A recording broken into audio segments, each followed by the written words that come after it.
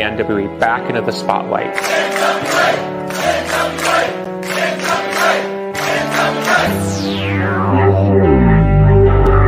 I was thinking that it might be a good idea if you and I formed an alliance. Let's get ready to rumble!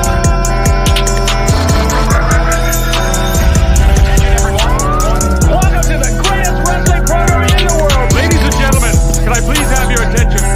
Stop what you're doing and listen. The Alliance Guys podcast with your hosts Kevin Frazier, DKM, and J Cal. What is up, everybody? This is the Alliance Guys podcast, a presentation of Alliance-Wrestling.com. That's your number one source for news and information for the National Wrestling Alliance. Unfortunately, our good pal Kevin won't be joining us maybe for a little while. He's recovering from some medical issues. I don't want. I know he posted on social media, but I don't really want to put it out there. If you guys follow Kevin, you know what happened. I don't really want to talk too much about it. But joining us is the third man in the chair tonight. He is one of the original Alliance guys. He is also a good friend of our other friend, Dr. Lawrence Draconium, and that would be Jaden from Dangerous Adrenaline Wrestling Gladiators. Jaden, welcome to the show, my friend. Thank you. I'm sure it's your pleasure to have me once again. And of course, as always, we have the reigning and defending NWA television champion, DKM. DK, welcome to the show, buddy. When television champion? All right. I meant to call you junior heavyweight champion, and I said television. See, what it is, the TV title was behind me, and it just caught my eye and messed me up. Anyways, that's what happens when you think the red belt's better looking than the black belt. Well, shut your mouth. You know it is. I know nothing about that. Jaden, it's okay to be wrong. We still love and accept you. Of course it's okay to be wrong. That's how I've been friends with you guys for years. I ain't right, that's for sure. We ain't wrong. You're right. You ain't right. You are right, but you ain't right. I ain't right. We got our pals are here lining up in the chat. Terry McDermott's here. Welcome. James H. Jackson, better known as our buddy James. Willie Bowen's in the house. Everyone, again, thank you guys for being a part of the show.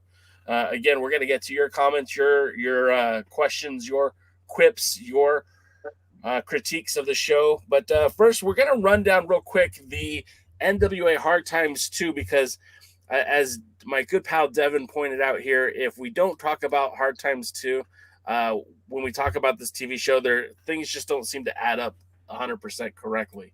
That sounds like the NWA's booking. I mean, you said it. Of course, Jaden, I know that you occasionally get to check out some of the NWA programming. Were you able to watch Hard Times 2, or did you miss that one? I missed that one. I have a lot of business going on, especially with Dangerous Adrenaline Wrestling Gladiators, working with Dr. Zirconium, and it seems to take out most of my focus with wrestling. Plus, I'm learning a few extra business techniques to help make Doug better. So that also takes up a lot of my time. Well, the reason why I ask is because some of your former guys that have wrestled for you were actually on that card, like Rhett Titus, who was part of the junior heavyweight qualifying tournament. And Rhett Titus wrestled against Austin Aries. And it was a really solid match, and I really felt like that was a good way to start the junior heavyweight division. It was very fast-paced, and if that's a sign of what's to come for the National Wrestling Alliance in that junior heavyweight division, I think that's going to be pretty exciting. DK, did you want to talk about that match? Well, yeah, that's actually one of the matches I prefer to talk about.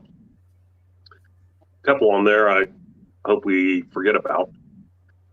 But I won't forget them, that's for sure. No, it was a good match. It was actually the second part of the junior heavyweight title mess that they're doing. Qualifier, right? And so it's really, this is like proof that the NWA would take every booking idea that's out there and throw it together. So this is my current understanding, and if anyone knows that what I'm saying isn't correct, feel more than free to correct me. But my current understanding is the final at the next pay-per-view, which hasn't been announced yet officially, is going to be a fatal four-way, because you know how much I love multi-man matches. And so 2 members of the fatal four-way were decided at this pay-per-view.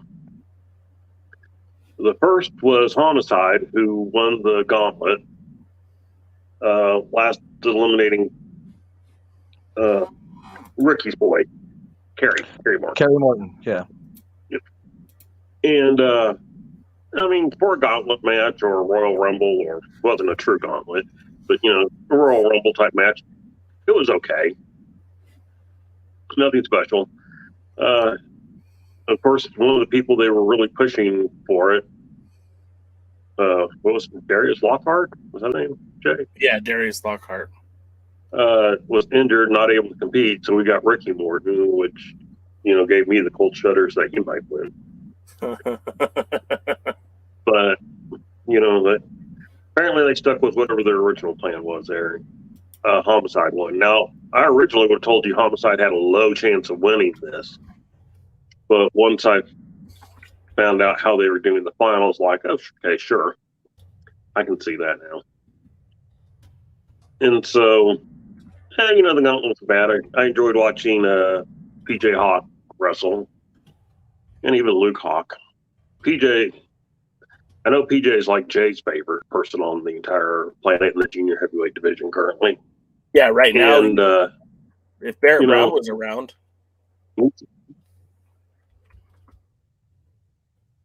Well, he needs to grow a beard. That's about the only thing I would say for him. Not Barrett, but PJ. And outside of that, yeah. I mean, he's got a lot of skill and a lot of talent, and, he's being trained by a pretty talented guy there, and his father. So no more jumping off third-story balconies and balls, but, focus on the wrestling, and he would be a good guy. He didn't quite make it.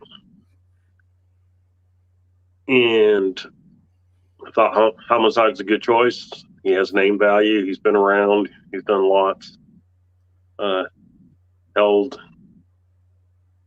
I think, didn't he hold the NWA tag team title? Yeah, at one point with Hernandez. They were the LAX. With yeah. Hernandez, right? Oh, you're right. Yeah. I blocked that out. I'm sorry. Because- you were correct. Because they held it kind of at times and continued, LAX in different forms continued after that, and held lots of Impact titles. I was never really sure, but I thought they held the NWA version of it. Yeah, they in fact, they're actually 2-time champions. They held it in August to September of 2006, and again in 2007. During that time, he was also an X Division champion. Well, I guess that was a few years later, but IWA Puerto Rico champion. Really, that's the only other promotion that was closely associated with the NWA at the time. But don't forget, both him and Austin Aries are former Ring of Honor champions. This is true. And that is right. I actually forgot about the Ring of Honor thing. So, right. So he's a good choice for name value to get in there and get in the finals. And then another good choice for name value, I don't know if he's a good choice because of some of the issues that he supposedly causes in locker rooms, but Austin Aries, of course. Can I say something about Austin Aries? Yeah, please do. I've always said it. Austin Aries can make any company he works for $1 million. Still doesn't mean he's worth using, because he's so incredibly talented and so just damn good in the ring. But having to deal with him, it's just probably not worth it. I actually told Rhett to hit him with a turnip, and maybe he would have won that match. But a turnip? Yeah, apparently Austin likes to eat raw turnips. Huh. All right. I think he turn them up. I think he and Brian Daniels are on the vegan train. Well, I know he was a vegan. I do know that, and I know a few years ago he was very pro banana and the benefits of eating bananas, but I didn't know about the turnip stuff. Yeah, well, but anyway, he and Titus had a good match, but I have 1.5 complaints about it. It was short, which is going to be my half complaint, and very abrupt when it ended. Yeah, I was like really getting into it. And it's like, what? It's over? I have a of course, feeling they did have way too many matches. I have a feeling because I was talking to Red about it. I have a feeling that they were given a certain amount of time and then told during the match that to cut it short. So I have a feeling that kind of happened. Probably something went long or something else was going on because it did. I actually watched that match, and because I was telling Red about it, and again, I'm not sure, but it seems like it was implied that it was kind of cut off before they even really got started. It certainly looked that way as it went, because it was like starting to get going and then ended. Now, I want to get your guys' opinion on this, because to me, an ideal show is 3 hours. And this one was 3 hours plus a 1 hour pre-show in which they had wrestling the entire time, basically. And so it turned out to be a 4-hour show. And, you know, I'm old, I get tired. So, you know, by the time we're getting to the end there, I'm going, what? There's still more? So, what are your thoughts on show length? 2 hours, 45 minutes. I mean, you certainly don't want to leave your audience like worn out. In my opinion, I've been to a couple of marathon wrestling shows, TV tapings, and you could tell by the end of the show that people are just, they don't even care anymore. You don't want to get to that point, but I think also like, you know, some of the people that were there in Atlanta spent a lot of money to be at that pay-per-view. And I would, just thinking in that perspective, I would hate to spend, you know, $100 to be there and then, you know, only have a 2-hour show. So, I mean, I think 4 hours is long. I think Jaden and UDK are right. That 2 hour, 45 minutes, 3 hour mark is probably that magic school bus number. But yeah, I mean, I kind of agree with both of you guys. That sounds about right. Okay. So what's the next? Do we want to talk about the catastrophe that was the women's tag team title and the cash-in? Yeah. I mean, we'll get. It's relevant to this. It's relevant to the show, the later show. So we get. Obviously, it was supposed to be by any means necessary. Tootie Lynn Ramsey and Kylie Ray were supposed to team up to face Team Hex. Obviously, with what happened with Kylie Ray and her struggles with her mental health, and she's very public about that, very transparent about that. She took some time off from wrestling, including the NWA. So when she came back, they added her and Tootie Lynn to the tag team match that was supposed to feature Lady Frost and the Shine champion, which is help me out here, Natalia Markova, and so that was supposed to be the match. It was supposed to be a 3-way match. Well, a few days before the show, Lady Frost had to bail out because she also was under the weather, wouldn't be able to make the event. So they replaced her with Miss Cara, I think it was. Or wait, no, not Miss Cara. I'm sorry. I don't want to get the name wrong. Miss Kate. Miss Kate. MISSA Kate. Yeah. And then, so they brought her in to fill in for Lady Frost, and she did a pretty good job. But then they also, because of the championship series from a couple months ago on the NWA Power, Genocide had an opportunity to cash in her opportunity to challenge for a championship instead of going after Camille. Her and Paola Blaze, under the tutelage of Tara and Terrell, included themselves into this 3-way match to make it a 4-way match. And it was just all kinds of chaos. It almost seemed more like a tornado tag team match than an actual 4 4-team tag team match. It was just it was kind of all over the place. I mean, I think some of the best parts of it were when Allison Kay and Genocide were in the ring together, and they were kind of mirroring each other's moveset by doing a lot of power type moves. But outside of that, it was kind of a train wreck. DK, what did you want to add to that? Well, I think you nailed it pretty much. It was a train wreck. I think it's also proof that the NWA has yet to seriously take the women's tag team division. We've talked about in the past how it seems very obvious that they created the tag team title without necessarily having plans for it. It's probably a 20-year plan. We'll find out 20 years from now. They don't have team. Did you hear me? Good point, Jaden. I'm sorry. I didn't think of it like that. Yeah. Yeah, 20 years from now. I didn't think of it like that. I didn't think about that. But obviously they're not doing anything to be building up challengers for the title. And do you think the match would have been better off if it just was Tootie Lynn and Kylie Ray and they just left it at that and did something, once Lady Frost was announced that she wouldn't be able to participate, maybe bump Natalia Markova from the match and put her into something else, maybe on the pre-show? Put her against Genocide. If you're going to insistent to use Genocide, Lady Frost versus Genocide. Or if you're insistent on doing some kind of four-way women's match, do a 4 corners elimination match. It'll take forever. At least 2 people can be in the ring at the same time, and they can have eliminations and not be a big old cluster fudge. Yeah, because that's exactly what it came to. And anyone watching, I mean, I don't think we're reporting news here. It just wasn't really solid. And I know that Allison Kay and Marty Bell have done some pretty interesting things outside of the NWA recently, defending the titles in Ring of Honor. I think they're set to defend the titles for Shine or Shimmer. I'm not sure which one. So it's not like they haven't done some good things as champions. It's just so far in the NWA, it doesn't feel like that's been a very strong point for the NWA, at least currently. They've done better outside the NWA than the NWA has done for them. This is true.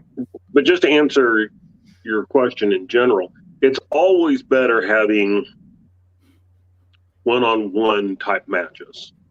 They're always better. They're always more entertaining. People don't even understand,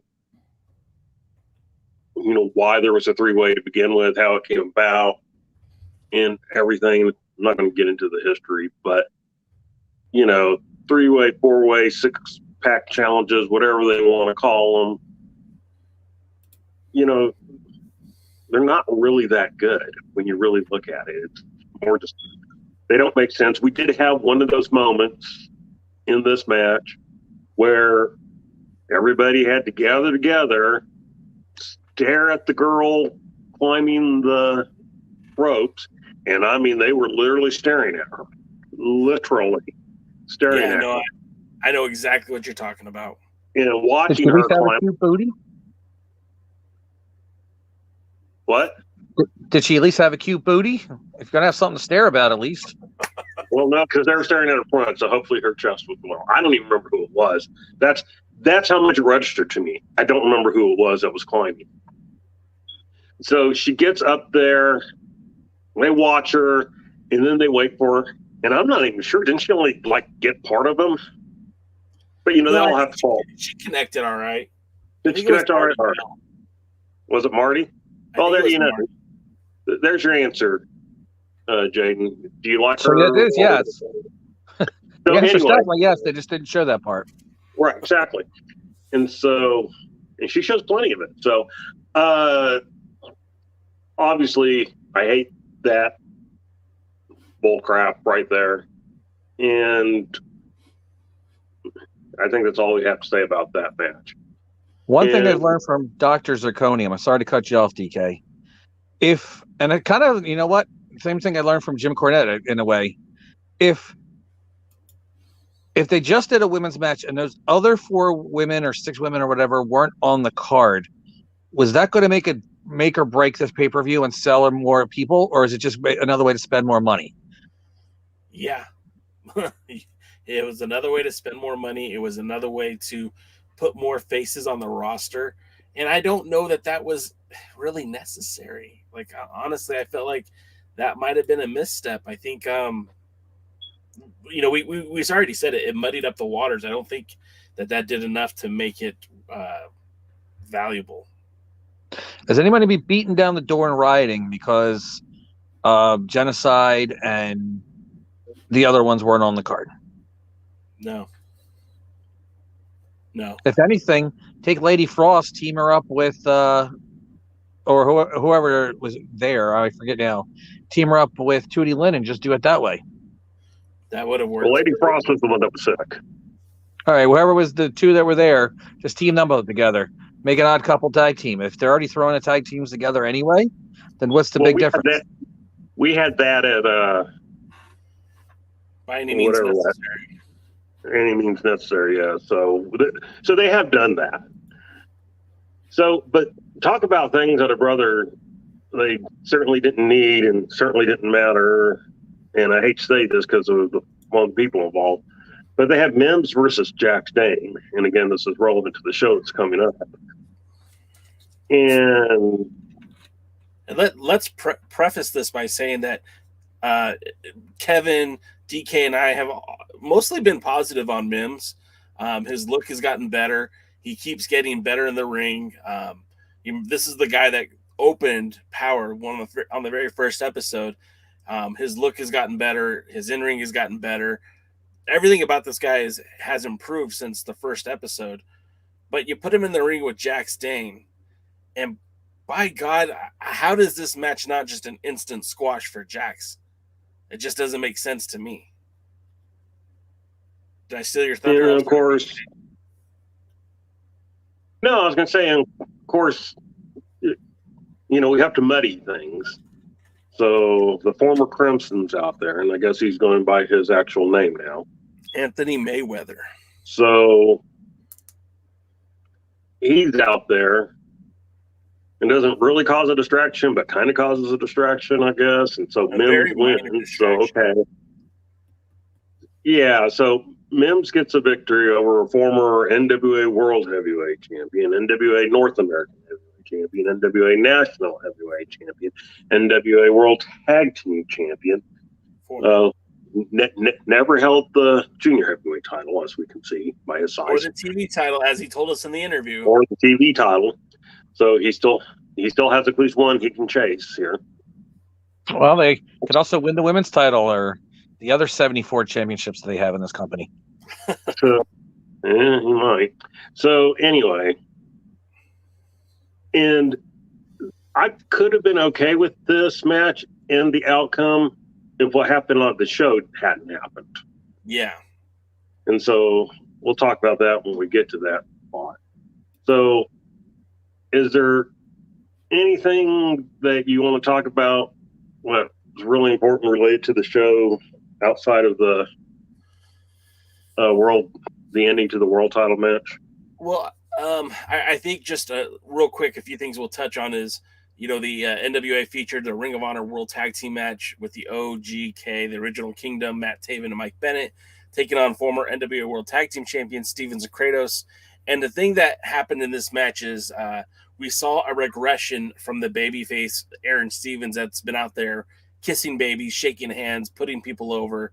And he got a lot more aggressive, a lot more violent. It was more akin to the Aaron Stevens that we saw wrestling against Trevor Murdoch for that national championship. And the amount of just the aggressiveness was a stark difference to what we had seen just even a week before. So that was interesting in and of itself because we got a new development with Aaron Stevens that rolled over onto television. And then we got, so I wanted to mention that Colby Corino was able to score a very big victory over Doug Williams. And I think that needs to be noted because as much as they've been putting over Doug Williams, not only on social media, but the fact that the whole title, the ambassador of British Pro Wrestling, and the fact that he's now teaming with the former world's heavyweight champion and Nick Aldis, with Colby Corino securing that victory, that says a lot to me as a viewer that they really do buy in to Colby Corino, and I think that they plan on putting a lot more into Colby's court, if you will. So, and not only did he get that win, but that also parlays into the first episode of Power. And then I think the last thing that it has some relevance is that the Tyrus and Scion match for the TV television title. And that was a no disqualification match where all, no holds barred, no disqualification. So the match was the most violent we've seen out of Scion. Obviously, the Austin Idol management, whatever they're called, with Black G's and Jordan Clearwater got involved. And again, that kind of sets up a more impassioned Scion that we see on NWA Power. But outside of that, I think that's pretty much it. Is there anything else that you wanted to add to that, Mr. DK? Well, just hitting real quick. Of course, Law Rebellion beat the end, and then out came JTG, and I guess right. Dirty Dango is what they're calling him because, stupid names are what we're all about. Why can't he do like Steve? Hey, this is Steve, everybody. You know what I mean? Like, why has he got to have a dumb name? I think all the Steves are stuck on Blue's Clues right now. Maybe. And bald. But, seriously, even if you don't want to go by Steve, pick a real. I know why they do it. The same reason Buddy Murphy becomes Buddy Matthews. I want to stay as close to the name that they got big on, but, truth is, nobody cares.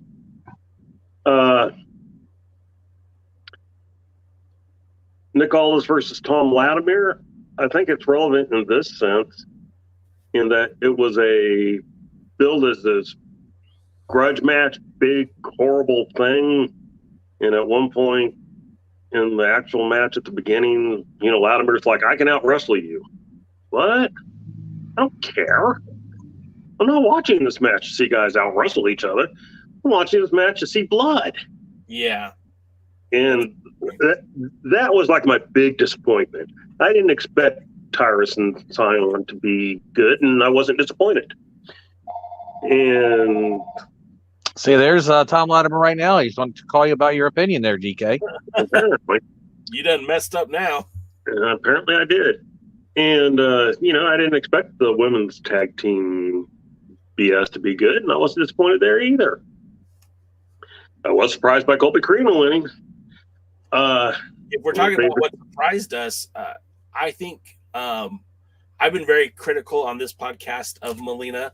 As much as I think she in the past has been a very talented wrestler, she just really hadn't had the mileage, or maybe had too much mileage, I should say, because it seemed like the nagging injuries kept getting to her, and every time they started getting that ball rolling with Melina, something else would happen. Now, she had a pretty good match with Deonna Purrazzo at the 73rd anniversary show, but I really feel like she stepped up in this match against Camille.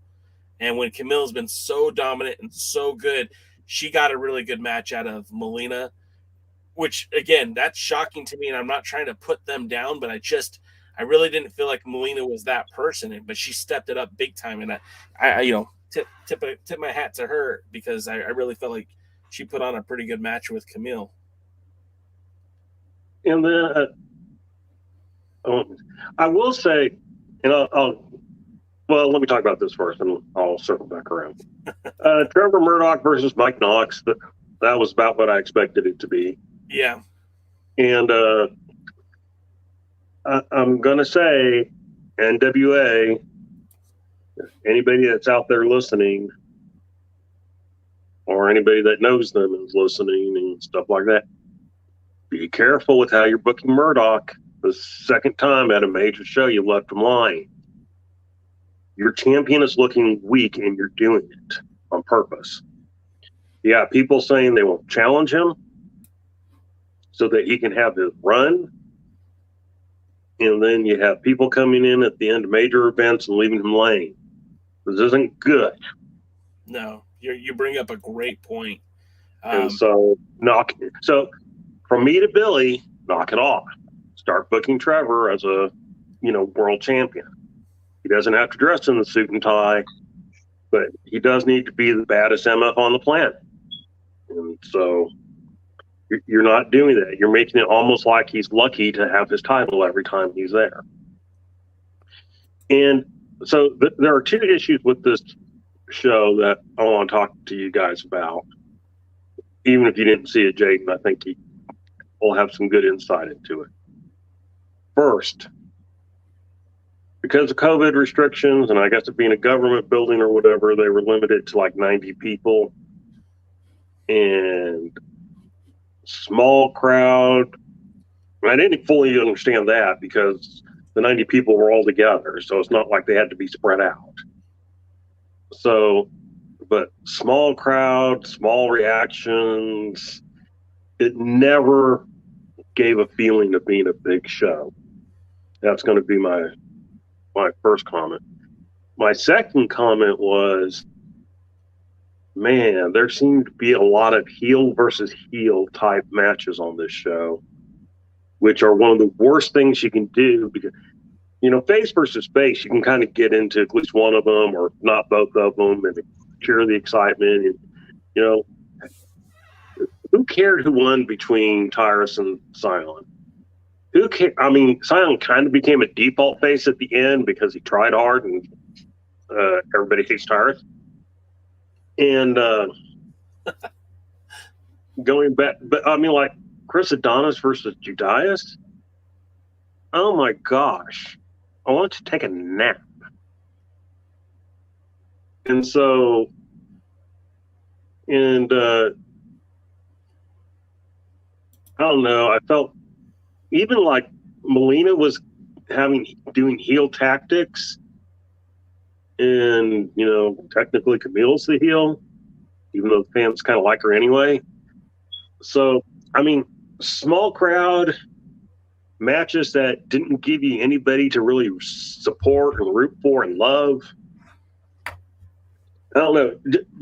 Jaden, I want your opinion first because you can give an opinion just based off wrestling psychology and without necessarily being specific to the matches.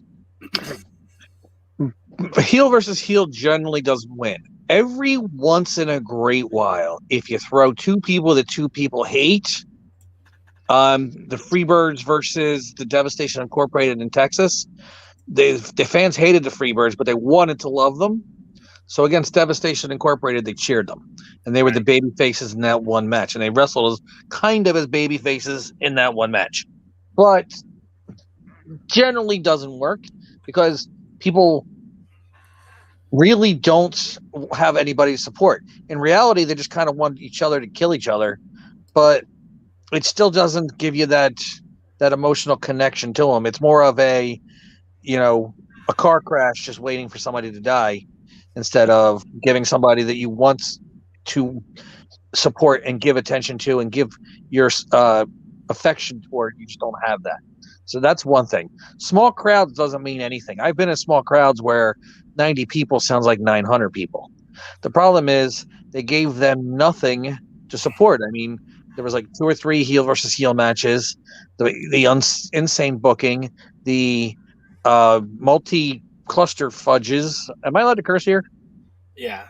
Okay, cluster fucks. It hurts everything, and it's psychology. You have to build into it. Your first match is to build. Your second match is to build. Your third match is to build. How you put matches together and what order you put them together. Booking isn't just, I want this guy versus this guy. That's matchmaking. And a lot of people could be matchmaking and they just could make crappy matches. Booking is building up a roller coaster, building up an emotional and psychological and even excitement roller coaster of ups and downs and twists and turns to really build up. So when you really hit that big crescendo in the main event, they're all ready to explode. And that's something the NWA is a little lackadaisical in, and I'm really trying to be nice, but it's really hard for me because I'm an asshole. one of the things that I think that hurt the pay-per-view is that sometimes the NWA, specifically Billy, has a way of booking things where they have to put themselves in a corner.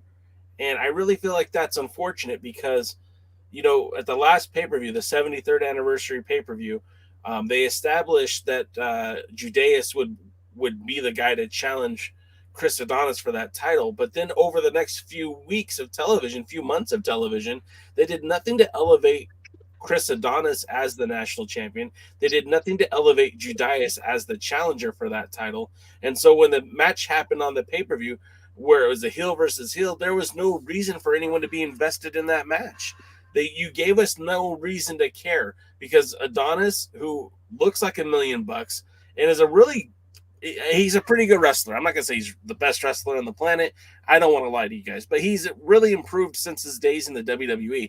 The fact of the matter is, he just isn't interesting. And it's not because he's doing something wrong. It's that they've done nothing to make him interesting. They haven't put him in a storyline that's compelling. They haven't put him in a position where he's struggled or overcome adversity or anything.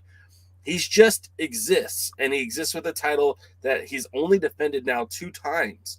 It's not, I'm not invested in him or the championship. And then you have Judas, who they brought in, who, okay, he won a battle royal to get that shot, to get that opportunity. But then he sat there and got his ass kicked by James Storm on free TV. Well, $5.90 or $4.99 for the subscription to fight. And then had another match where it was a no contest. So there's Judas did nothing. He beat Sal Rinauro. That's what Judas did in the time between winning the Battle Royal and getting to Chris Adonis. He beat Sal Rinauro and got his butt kicked by James Storm 1.5 times. There's no reason to care. And then you're going to put that match on the pay-per-view. Who cares? Go ahead. I didn't even watch this, but just listening to what you said, I immediately want to see James Storm versus Adonis. Yeah. Just based on that little bit you said. James Storm is way more dynamic. He's much more personable. I don't like AEW, but I've always wanted to see James Storm team up with who's their champion again? Adam Page. Adam Page, yeah. I think James Storm and Adam Page could have been something. And James Storm's got pop. I remember when he was the weak link of America's Most Wanted. Who the hell would have thought all these years later, and nobody will ever be talking about Wildcat Chris Harris. They're talking about how great James Storm is. He's a little older now. His gimmick's a little more worn out. But I think right now there's still some mileage in James Storm, and that's a match I'd care about. Former champion. Yeah. And I mean, they did that at the 73rd, and that's why I don't think they wanted to run it out there again. But that would have made a lot more sense than Judas. And again, had they built Judas up during the booking, had they done something to make Adonis more offensive or less offensive or something, but he's bland. There's no flavor there. It's just a big guy with muscles and a championship, but nothing is really like overwhelmingly good or bad. He just exists, and I think that's the problem. DK is a big boxing fan like I am. And in boxing, if they're building up a challenger, they put him against a lot of people that potentially get wins. And then get hopefully one big fight where 2 people are built up to get a win, and then that person faces the champion. And I know boxing has the advantage of being a predetermined sport, not like pro wrestling, but that's how they should be doing it. If the champion, if he's the national champion, they have to make him, so he has to beat somebody. Even if it's non-title matches, he has to beat somebody. He's not the world's champion, so he could be on free TV or $4.99 TV. And then Judas or whoever they're building up, he needs to beat somebody until he's at the point where a battle royal out of a new guy, just brand new, a battle royal is not the way to get a number 1 contender. Contenders are really classified by winning matches and beating other contenders, and to the point where you get that championship opportunity. You get a bunch of wins under your belt, you get a lot of momentum. That's how you build a champion. It's not really rocket science. You don't need to reinvent the wheel. You know why? Because the wheel still works. Just do what's the right thing to do. Build up a champion, make a match people want to see, make them want to see the match you're giving them, and give them an outcome that they are happy with. It's so simple. Jay and I actually had a conversation very similar off camera one time. Maybe we even talked about it on camera. I can't remember, but we've talked about it a couple times. And we were using that philosophy when it came to the women's tag team title. Man, you got however many weeks of TV that you have. Why don't you put together a women's tag team like Lady Frost and Markova or whatever? And then here's the new tag team. You put them on the air every other week, beating some combinations. Maybe you have another tag team out there that's also doing well, whether it be Genocide and Paul or Kylie Ray and Tootie Lynn, which, by the way, they obviously do not care about Tootie Lynn one way or the other. They built her up like the greatest thing since sliced bread to get the St. Louis crowd, and she's not won anything, I think. No. And which is another problem. I'm not going to care about people that you talk about now if you keep bringing people in, jobbing them out, Lady Frost and Tootie Lynn and things like that. But anyhow, that's a simple, easy thing to do. You take one or two teams, you build them up. Towards the end, they face each other for a chance at the champions. So now you got this good team. The champion, Hex doesn't have to be out there to do anything more than talk and wrestle one or two matches against, some jobber tag teams. It's these. I want to believe that Frost and Markova or Lynn and Ray or whoever have a chance of winning the titles. Yeah. And that's what we don't. That's what we don't have. One last question about this pay-per-view. Lots and lots and lots of title matches, not a single title change. Does that matter? Yes and no. Here's it. If the if the change is not happening, makes sense and are built up, and it's a good match and it makes sense, it can get away with it. There were many, many, many times pay-per-views in the old days, big cards didn't have a championship match. Didn't have a championship change. It does happen, and there's times in boxing. UFC, I remember there was a time period where I think they went an entire year without any championship changing hands. And yes, it was a time period where the championship wasn't defended as much, but it does happen. Boxing champions can go years and years without ever losing a title. And of course, boxing does have the advantage, like the NWA, have 211 of them, but it doesn't have to. But if it doesn't make sense to not have a championship change, then at least should be one, and that one would be special. You have 112 championships. There's as many championship as the old NWA Women's Championship was made out of metal, and all the pounds of metal. But since you did have so many, nobody really cares anyway. Maybe one could stand out and be something special just by default. And I really feel like, had Adonis lost the title, I don't know that we'd be boo-hooing. If they did a change with Tyrus, if La Rebellion lost the titles. But again, they didn't do any of that. And so... well, the one that would have made the most... I'm sorry. Go ahead. No, you go ahead, because I liked what you're about to say.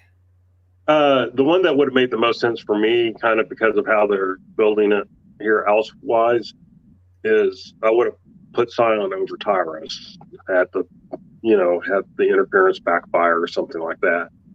Because I still don't know if Sion's supposed to be a heel, if he's supposed to be a face, or if I'm supposed to care about him or not, And I feel like if he had managed to come back, defied the odds, and got a victory, that could have elevated him in a way that, maybe people would have gotten interested in him. Would have elevated the TV title too, in my opinion. Hey, so what's going on? Go on. Say that again. Just thought whenever you're done with your comment, we should figure out what's going on in the chat because I haven't been keeping up. I've been trying to post their comments in the screen here. one thing I'd say is I actually disagree, and I think the tag titles would have been better suited to change hands, only because you could have done another tag team title match on the TV tapings, and La Rebellion could have got the titles back. And I know, like, hey, you don't want to hot shot titles, but the end have been there for a while, and it's like if you're not going to use the end in that tag team picture because they've lost to Kratos and Stevens, they've lost to the end, they've lost some. They're so bad they lost to themselves. Excuse me. They lost a lot of Rebellion. They lost to Kratos and Stevens. I just don't see where you can go with them at this point. At this point, they're the team that can get to the show, but can't pull the trigger. So at this point, I don't see them having much value now as a tag team because whenever the big prize is on the line, they can't get it done, and that's also including their losses to Jack Dane and Anthony Mayweather earlier in the season. So the end that we're seeing in the NWA is not the end I've saw in All Japan Pro Wrestling. No, I was a fan of them. They don't seem to wrestle the same. They don't seem to. They were like the Road Warriors over in All Japan Pro Wrestling, and especially Odinson. That guy's money. How do they not see it? They've just been neutered, and maybe they need to go away and learn a new hold and come back and then start dominating. Send them away for a while because the booking has just made them impotent. Yeah. And I think Paro is the one that's holding them back. And I hate to say it because I genuinely like Paro. I've actually spoken to him face to face, man to man. He's a good dude. But sometimes watching him in the ring, it's been hard. And I know he was more agile, more mobile when he was in All Japan. I don't know if there's an injury. I don't know if it's just conditioning, but he's not the same guy. Like you said, Odinson seems to be the exact same person who I've seen in All Japan, who I've seen in Evolve, who I've saw in FIP. But Paro seems to have kind of stepped back, and it's disappointing because I think they could be a very dominant tag team, and they should be a very dominant tag team, and they just aren't. When Odinson came in, one of the first things Kevin and I said was, boy, we'd be more interested in him as a solo wrestler than Paro, as Paro seems to be the solo wrestler and then the tag team part, and Odinson then seems to be his tag team partner when they need to be a team. And I have nothing against Paro. And, really, I don't hold the way anybody wrestles in the NWA against them that much anymore because look at Jordan Clearwater. You put him on a New Japan Strong show out in California. You put him in a United Wrestling Network show. Man, they present him like he's special, like he's, the next big thing. And NWA used him as a comedy guy. Yeah, I can't figure that. I can't figure that out for the life of me. And the NWA up until now, we'll have to see how they start using some of these other guys that are coming in. But basically, they have their big four or big five, the ones that are probably actually under contract, real contracts. Right. And so wrestling kind of revolves around them, and then everybody else is just kind of like a goof. And I don't see how they think that's going to get their brand over when you present your wrestlers goofs. I mean, again, we have that in WWE, we have that in AEW if your name's not Punk or Danielson. I mean, so what about the show, Jay?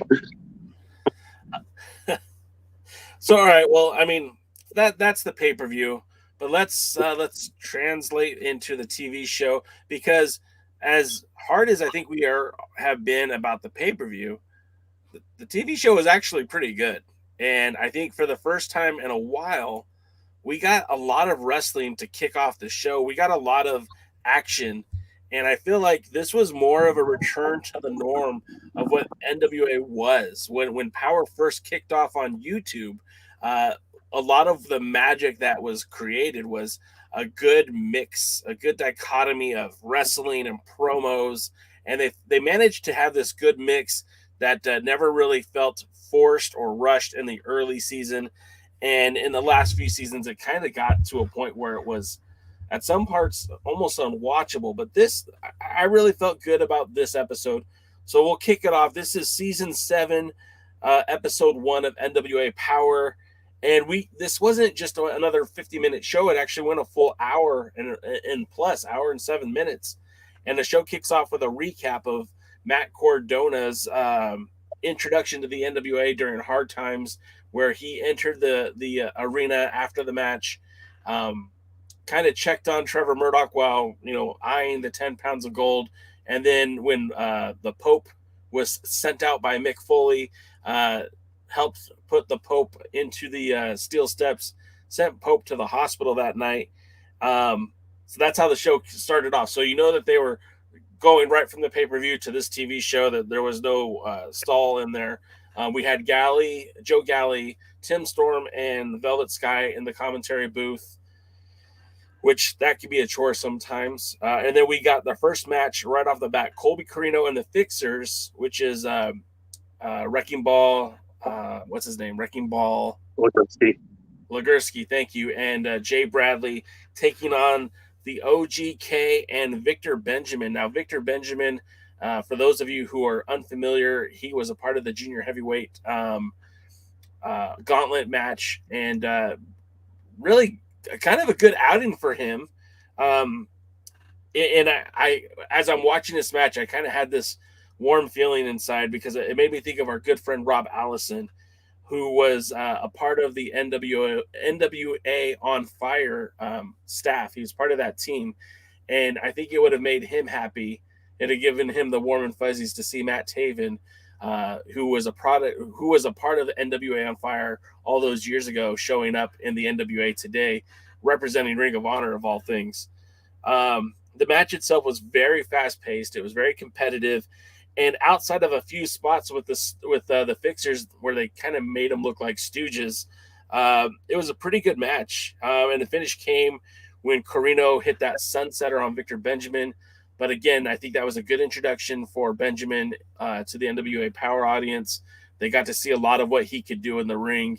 We got to see a lot of the good tag team from Taven and Bennett. And again, I thought the Fixers looked good in their role too. DK, what were your thoughts? Overall, I enjoyed the match. Two small nitpicks. One, when I saw who the teams were, I kind of knew who was getting pinned and who was doing the pinning. And that's just a small one. But the one thing I did notice is how small Colby Corino is. Yeah, that's true. And they obviously, look, Jack Dane talked great about him, and I love Jax, and I know, what's his name, Aldis has talked really good about him. But there are some credibility issues. I am not as impressed as those two are, just based on what I watch. But, man, he is small. And it's one of those, you got to be careful. His win over Doug Williams didn't look quite right. And even his win here, where he's winning pretty cleanly, but there's something about it that just, I don't know that I can believe him as just a top guy who's going to beat bigger people, even though Benjamin's not that big, but compared to Colby, he is. And he's a former MMA fighter too. Galley made that well known. He was undefeated in mixed martial arts. But yeah, I hear what you're saying, but at the same time, I think that lends more credence to just how good the Fixers are by putting their hurt on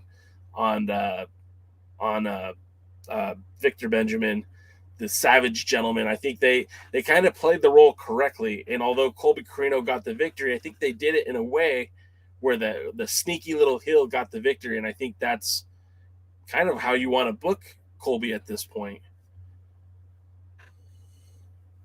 Well, I don't want to book Colby, but I guess if you're going to book Colby, then yeah. But overall, the match was good. I enjoyed it. Got to see some big men, got to see some talented smaller men in Taven and Bennett, who, by the way, would be great for the junior heavyweight division, both of them. And so, yeah, let's see what's going on. Let's see what's going to happen. And it was enough to keep me interested in the show and get going. I didn't have any major complaints. May I interject something in here? 100%. I think this is another case of the NWA not bringing somebody to their full potential. I've seen Colby have some good matches, and you know what? Since he's the manager, the sneaky small guy, kind of makes sense, especially if everybody else is doing the work for him. And while I don't know Wrecking Ball Legursky as much as I know Jay Bradley, who I'm a big fan of, Jay Bradley's really, really good too. So I could see that working. I have a feeling, that it's just the NWA not knowing how to get the most out of what they have there. And I'm not sure, but I believe the Savage Gentleman is dating one of the women wrestlers. I might think it might be Lady Frost. I'm not 100%. Actually married to Lady Frost, and it's not a secret on social media, but they haven't really acknowledged that in the NWA. And I mean, they don't necessarily need to. It doesn't really add anything to storyline, but yeah, they are married, and that might have been his in, but tonight on Impact, Lady Frost was wrestling against our old pal Kimberly, and I think she's actually on the roster now for Impact. So I don't even know if we're going to be seeing Lady Frost back in the NWA anytime soon. I think they're sharing talent now, though, so that may or may not be. So it's possible. I mean, there's a lot of talent that Impact could benefit in the NWA, because there's a lot of people that, if used properly, could make a big impact anywhere. The only problem is can the NWA use somebody properly? Well, something we still need to be seeing.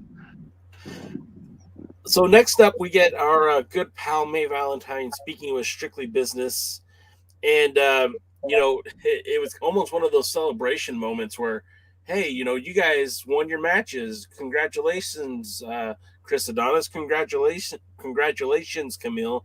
Oh, hey, Tom, you didn't win. Tell me how you feel about that. And it seems like Latimer was very happy with the moral victory that, hey, I walked out on my own, but Nick needed to be helped out of the ring.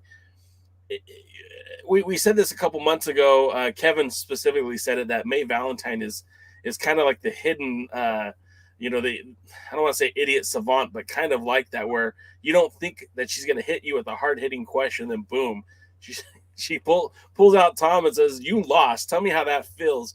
And it was kind of a little awkward moment. I thought was good for television, and Tom had to explain how he had that moral victory. I thought this was a good interview segment. I don't have much more to say on that. DK, what do you got? Oh, I loved it.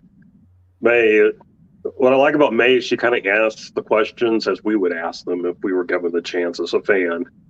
So, Tom, you lost. Your other two companions won, but you lost. How does that make you feel? And yeah, it was. I enjoyed that,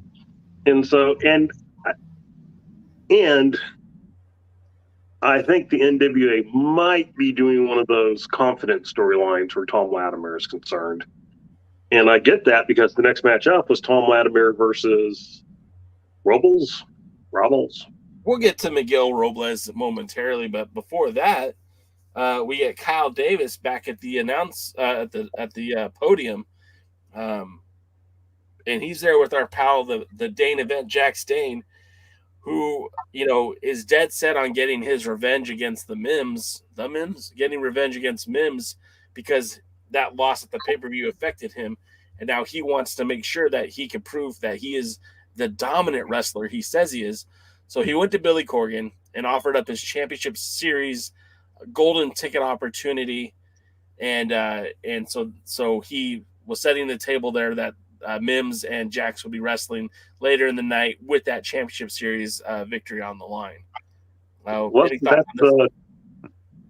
the opportunity that Corgan said he forfeited when he walked away from that tag team match?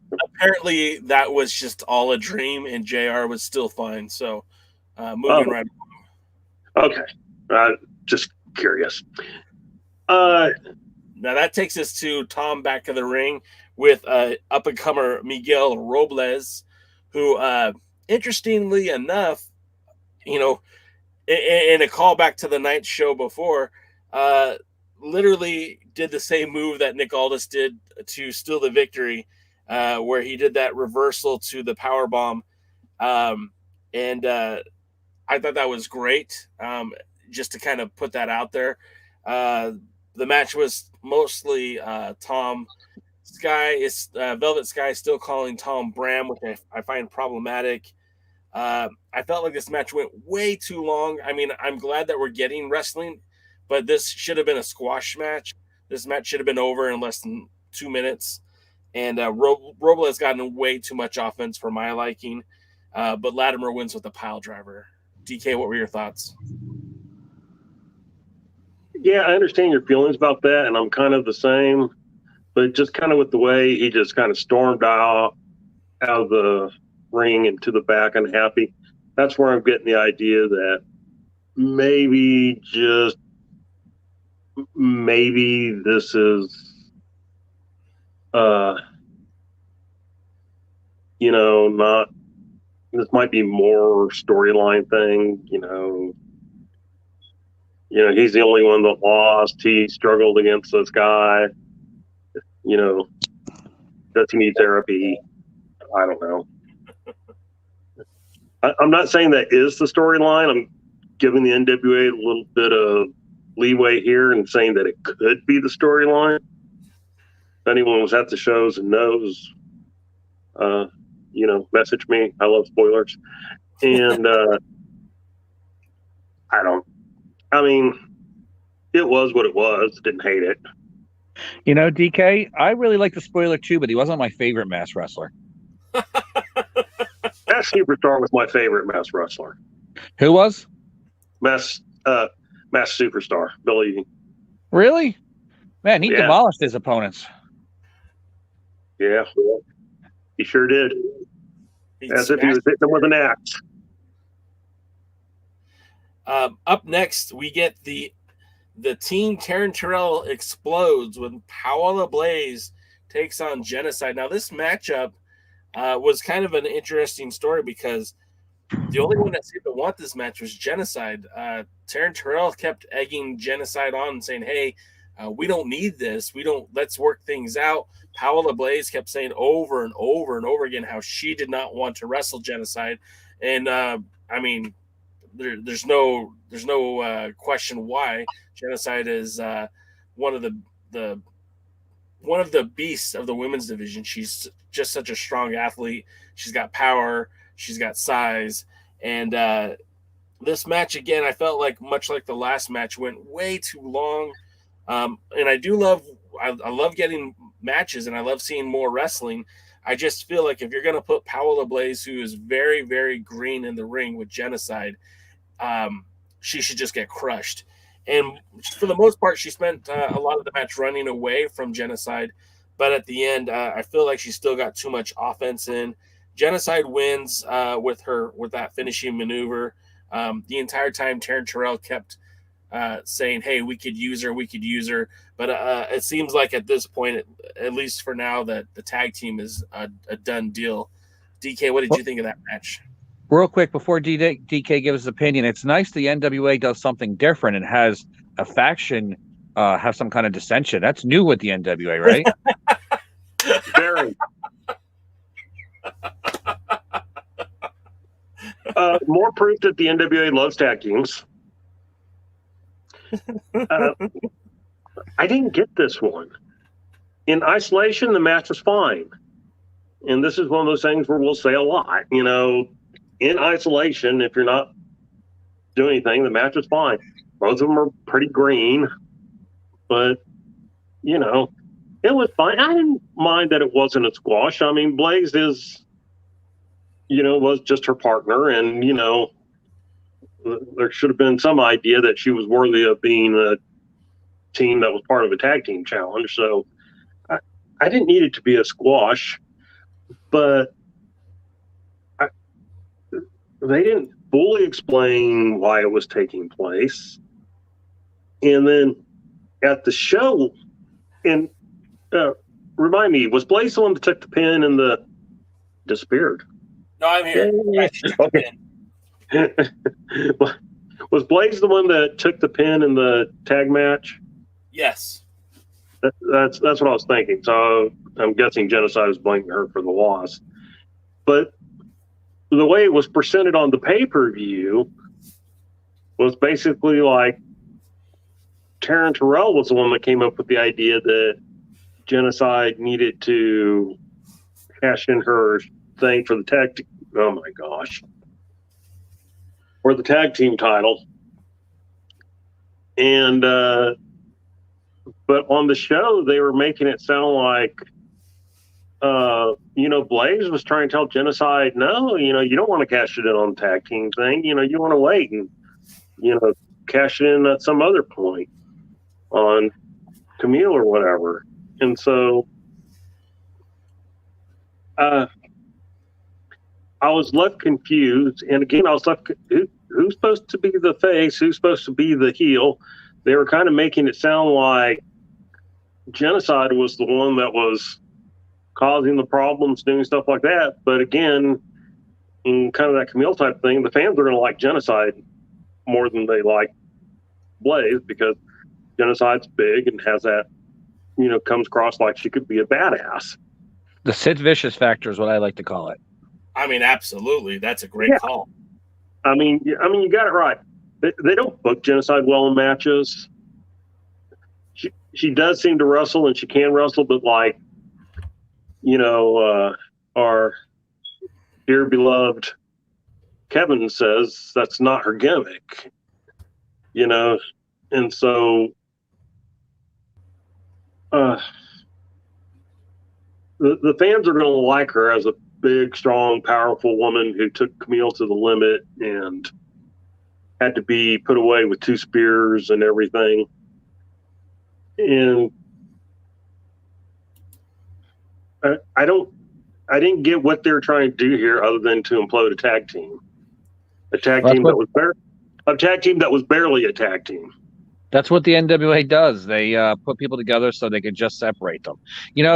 All Japan Pro Wrestling had 2 tag team champions, the All Asian Tag Team Championship and the Doubles Tag Team titles. The All Asian Tag Team Champions were for actual tag teams to wrestle each other. The Double Tag Team titles, they were for singles wrestlers who weren't in the Triple Crown picture. So they put a bunch of singles wrestlers together, and it was to push singles wrestlers. The NWA might think about just start doing that if they're going to keep splitting up tag teams. That way, it doesn't matter if the champions, when they lose the belt, they split up because they're going to be wrestling each other in the singles match somewhere down the line anyway. And also, I like that we had a little cameo with Ultimo Avocado, showing up. That was kind of neat. Somebody wants to see him versus Scion. I'll pay to see that. Sure. I think the reason why they did that with Genocide and POWERRR is because they realized that they need more serious competitors for the women's championship, because in-house they keep putting all these women together as tag teams, but you're slowly diminishing the singles competitors in the NWA. Because I mean, how many times can we legitimately see Kenzie Page challenge for the women's championship? I mean, it's happened like 2 times too many. So I think having Genocide as a solo wrestler, or perhaps maybe down the road Lady Fox, or even Natalia Markova, I think it's a good idea to have some delineation between the tag teams and the singles wrestlers. And I think this was just the exclamation point they needed to show you that, hey, we're going to push Genocide as a singles wrestler from now on. Hey, I have a question for our chat people. Yeah. So, chat people, tell me something. For all the titles within NWA only wrestlers that have been wrestling there for the NWA, who are the top contenders for any of the titles? And on the world title, you can't say Aldous and you can't say Pope, because they both said that they have no interest in challenging for it because the NWA is stupid. Yes. Why would you ever say that the most prestigious, biggest championship in the world you're not interested in? That's like saying you're not interested in getting a blowjob. You can't say that. You Sure can you swear, can. but you can't have sexual innuendo. There's a difference. That was no innuendo at all. That was straight up. But yeah, that's like saying you don't win $1 million. Okay. That's a better analogy. Thank you. Yeah. That's what it's like, though. To say you don't want the biggest, most important championship in the company in the world and the most historic championship of all time. Oh no, I don't want that. I want to get kicked in the nuts instead. Oh yeah. I mean, you're I certainly really bringing up a good point. I'm always I bringing up a really good can't point. name I'm a many genius. people. TV title's about the only one, as I could say Pope, but might still have some hard feelings towards Tyrus, and maybe he wants the TV title back. But I mean, Trevor Murdoch, nobody. I mean, well, you could maybe say Jack Dane because he still has that clause. He still has that. Look how they're booking him. Sure. I mean, What about Zack Ryder? What's his real name? Woo woo woo. Matt Cordona. Cordona? Yeah, that's it. Matt Cardona. Is he being pushed as the next challenger? Is he at least getting, put in line to make a credible challenger, or they just bring him out for a surprise and then here he is, yay? No, he was at the tapings, and they have him with Mike Knox because I've seen the pictures. So I don't really know what the thing is, but again, here's somebody who's kind of.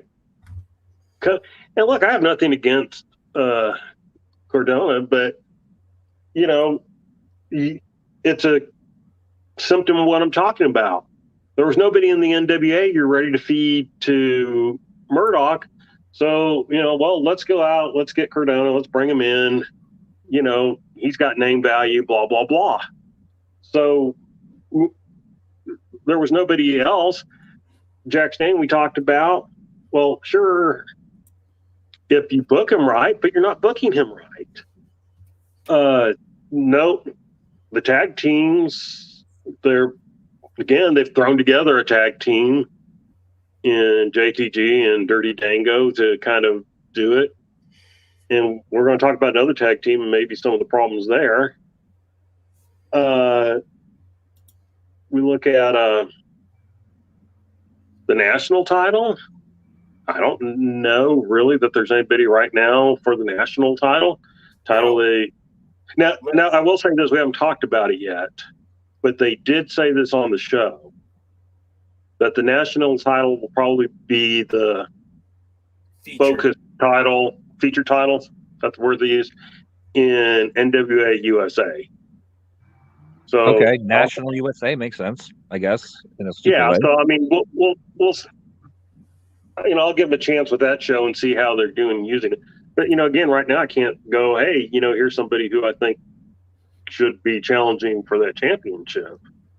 Well, and so I certainly can't think of a woman for challenge for Camille. No, and right now they don't have one. Our pal Dave Scooby, who was at the tapings celebrating his birthday, happy birthday, Mr. Scooby. He was there, and he said that yes, Matt Cardona. The answer is yes. So, as someone who's going to be put in that position, Matt Cardona is the guy. Now we know he's not going to be Trevor's next title defense because that was announced yesterday that Trevor will be wrestling Gangrel at the Love Live charity show that happens in Jacksonville, Florida on January the 8th. Now we know those are going to be taped for the NWA consumption, whether it be on the Power time slot on Fight TV or on YouTube. We don't really know yet, but we do know that those will be taped. We'll be able to see those matches, but Gangrel to me isn't the answer. But again, it's also a charity show, so I get why maybe they're calling in favors as opposed to booking somebody like Matt Cardona, who's going to be a lot more expensive to book than say Gangrel. But Gangrel's also he's got his own strange popularity thing. Sure. I mean, for that type of show, I think he's a fine challenger. This is where not having affiliates is really hurting the NWA. Because you know what? Gangrel is a good affiliate challenger for the NWA World Heavyweight Championship. It's a good win with over a name. Is he as relevant as he used to be? Is he as big a star as he used to be?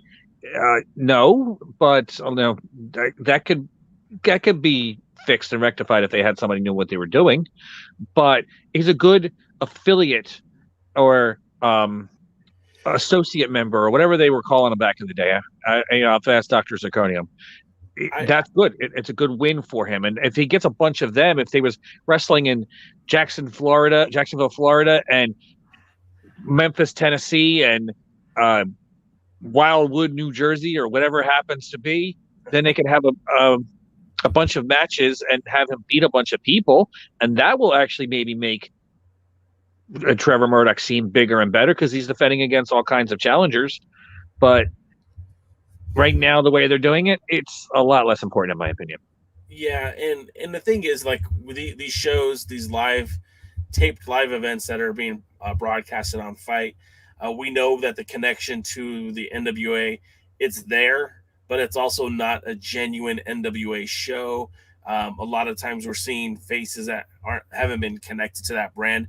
But this is, I think, is the first time that we're seeing somebody in that world title picture who they didn't slot in. Now Attila Khan and South Chicago Independent Wrestling, SCIW, that wasn't televised. That wasn't a power match. That wasn't an NWA match. And I get how that makes sense for the St. Louis crowd. But now that we're here and we're in Jacksonville, Florida, and this is being billed as an NWA show, I don't feel like this was a good choice. But at the same time, too, I do feel like they're trying to pop that local audience and not go too far into deficit to do it because it is a charity show.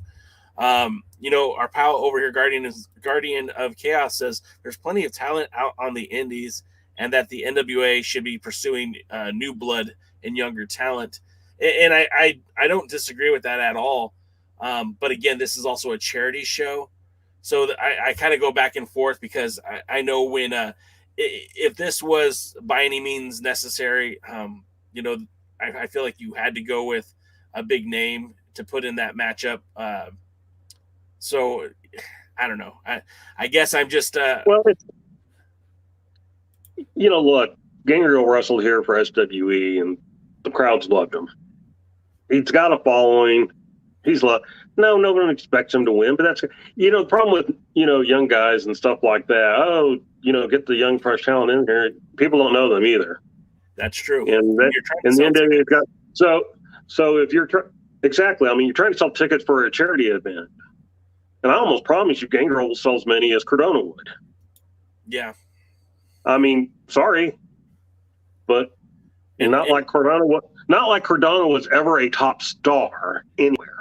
And you have to point out too that this is in Jacksonville, Florida, and we know. I mean, go to Cage Match, you could see that Gangrel basically is wrestling in Florida, like on a pretty consistent basis. He's had about 20 matches this year, and the majority of them took place in Florida. So his home state. I assume he lives there. Yeah, I assume so too. But I think he lives in California, but Florida's home for him still.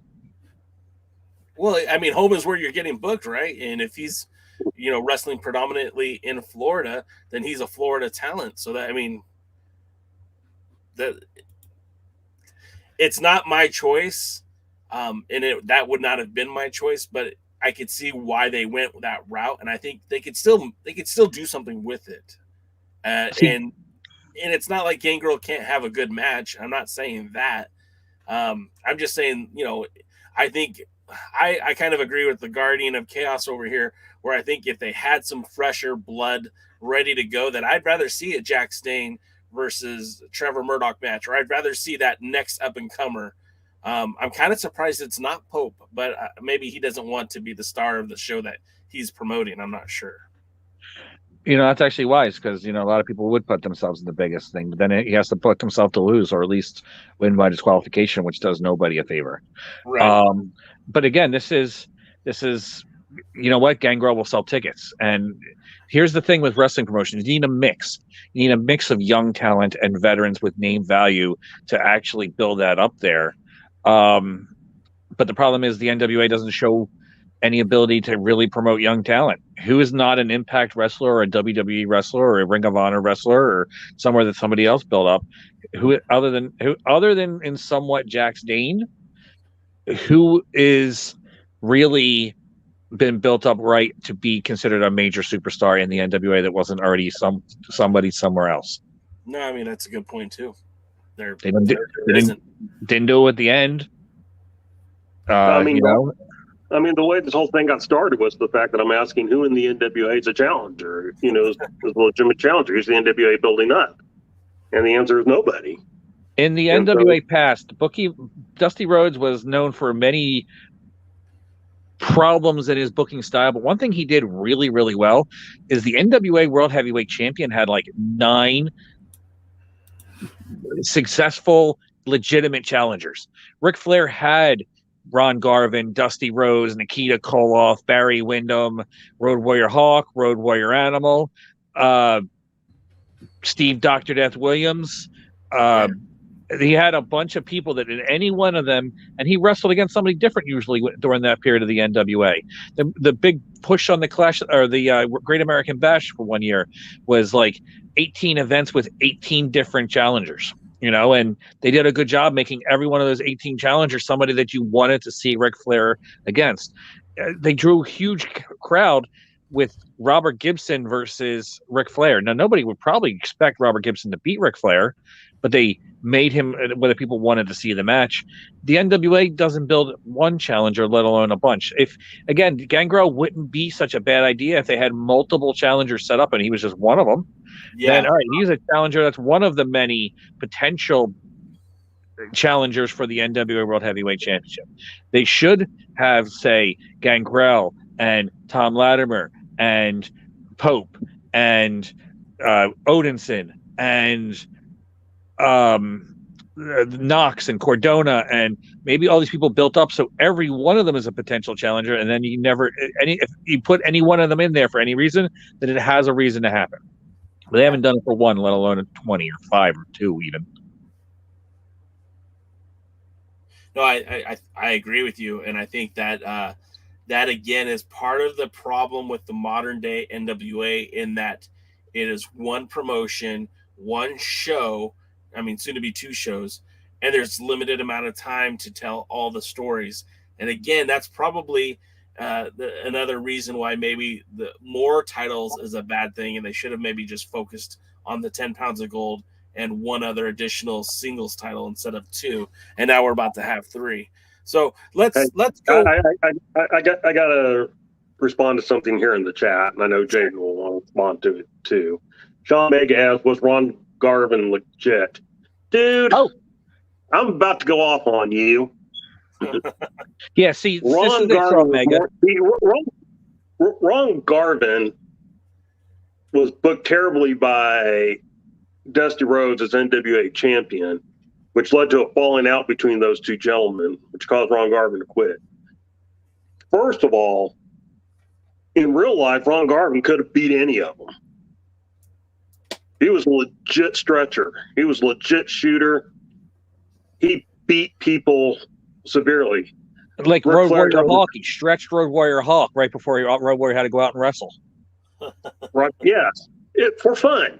Right? For fun, yeah. Hawk was in the back, and he would charge a Garvin in the dressing room, and Garvin would catch him, snatch him, and stretch him. He took him down every time. And then all of a sudden they heard the Iron Man theme play, and he was supposed to go out and wrestle Ric Flair, and he was blown up. And yeah, Sean, real life, he was a legit challenger. You know why? Because you're still thinking about how the bad booking is, and that left a bad message out. Ron Garvin, in his prime, when he was wrestling in the NWA and as a challenger, people really, really dug into him. When he won the world title, it was over huge. Unfortunately, they shit the bed afterwards and made it so he became a joke as a champion. Bad booking and bad everything else. But when he was a challenger, people were cheering for Ron Garvin. When he was wrestling against him in South Carolina, North Carolina, Virginia, Georgia, wherever, Ron Garvin was selling out with Ric Flair because people wanted to see that match. They thought he seemed legitimate. He looked legit. He was a crappy promo, but his persona and his attitude and just the way he wrestled, people thought he was going to kick somebody's ass and anybody's ass. So he was a legitimate challenger. You're in revisionist history now because you're dealing with all this bad stuff. You have that one memory. It's kind of like that one high spot. People don't remember the match one time; they remember the high spot. Well, unfortunately, that high spot for Ron Garvin was a low spot, and it's just put a damper on his entire career. And his run in WWE didn't help. You say you're not talking real life, but real life factors into this, which is believability. And Garvin he was an over guy. Can I just say one thing? No. Because you're talking. Thanks. It's your show, J. Cal, but you can't say a damn word. That's right. I remember really being into Ronnie Garvin, but I remember when they brought him into the whole equation in that title match. I mean, wasn't he in drag and trying to pick up Ric Flair? Like, can someone verify that for me, or is this just a? Yeah, they did the All Atlanta Lively thing twice, and he's probably the only wrestler who can get over like that in drag. But it was a stupid angle to do the second time. It wasn't even that good of an angle to do the first time, but he knocked Ric Flair out right in the hotel room. Well, the second time made more sense. That is true. First time they never acknowledged it was Ronnie Garvin. The second time, what happened was Ric Flair won a date with Precious. That's right. And so he was all getting ready and things like that. And Miss Atlanta Lively walked in, knocked him out, and then took the wig off. And that was the first time they acknowledged that Ron Garvin was Miss Atlanta Lively. He had been injured and taken off TV. And that's when they brought him in as Miss Atlanta Lively team with Boogie Jimmy Woogie. Valiant. Yeah. Boogie Woogie and Team Against the Midnight Express. Okay. So, I mean, that was a great conversation, and that was very interesting. But I would like to get back to Power because we don't like to go over 2 hours on this show, and we've only got about 30 minutes left. So let's get to it. The next matchup, or the next segment, was our pal May Valentine in the back with Team Hex, La Rebellion, and Homicide. Again, this is kind of like a homage to what they were doing that first night back in St. Louis after the 73rd pay-per-view, where they just brought out all the winners. And let's talk. It's kind of chaotic, kind of confusing, doesn't make sense, and I think more or less a waste of time. Homicide flat out said, I don't really want to talk. I don't know why I'm here. And then Mecha Wolf in Spanish says, this guy's going to be the next junior heavyweight champion, then puts himself over with Bestia as a great tag team. And then he so kindly puts over Team Hex. But outside of the fact that they are all won their matches, this promo didn't make a lot of sense to me. DK, what did you feel about it? Well, my jaw dropped to the ground when Homicide was basically almost like, "What, you're expecting me to talk?" I mean, it was just like, I almost don't know. And this, I'm going to go a little Kevin Frazier on us. Can you guys not redo this? Can you not reshoot it? Is there not someone yelling "cut" in the back? Let's start over. I mean, that did not come across well at all. No, it was one of those deals where I think my battery just died. It was one of those deals. It was one of those deals that didn't make sense. And like you said, why not just recut it? Why not redo it? But maybe they were short on time. I would rather them just do multiple segments and mix that in between shorter matches between Genocide and Paola and Miguel Robles and Tom Latimer. Hey, question for anybody at taping. I think one of the people was, if I remember correctly. Are those things, can the crowd see those interviews? Or are they truly in the back? Hey, Dave, Scooby, if you're still in the house, do you guys see those? I remember when I was there live for the very first tapings, we didn't see those. They were all done in the back. But because if it was done in the back, there's not an excuse not to have redone that. Yeah. Terry McDermott has a good suggestion. Maybe they're introducing them as a new faction. Because, that means they'll break up in like 2 months, right? Or less. 2 months. Start feuding with each other with the Hex versus La Rebellion. That's totally with tradition right there. And so then after that segment, that brief segment, we get Tyrus with Kyle Davis at the podium, and the Entitled Idol Sports Management Group, which is Black G's, Austin Idols, Jordan Clearwater. And it's kind of like a celebration speech. They're all excited, and Kyle's like, hey, I've got a swerve for you. Scion wants to come out here and thank you. Real quick, before we go on, Dave Scooby says, no, those are done backstage. Unless they're in the ring or at the podium, we don't hear or see it. So now you know. Thanks, Dave. Lucky you, Dave. So Scion comes out and basically says that he wants to thank Tyrus for helping him get a lesson in violence and helping him, making him more of a man, making him tougher, because his NWA championship father wasn't there for that, which leads us to think, okay, who the heck is his pops? And it with world champions, I kind of did this with somebody offline. It might have been you, DK. No, it was somebody else. And we're trying to think, well, who could this possibly be? Because for NWA world champions, right? Like if we go back 20 years, it's obviously not Adam Pearce. It's not Brent Albright. It's not maybe Blue Demon Jr.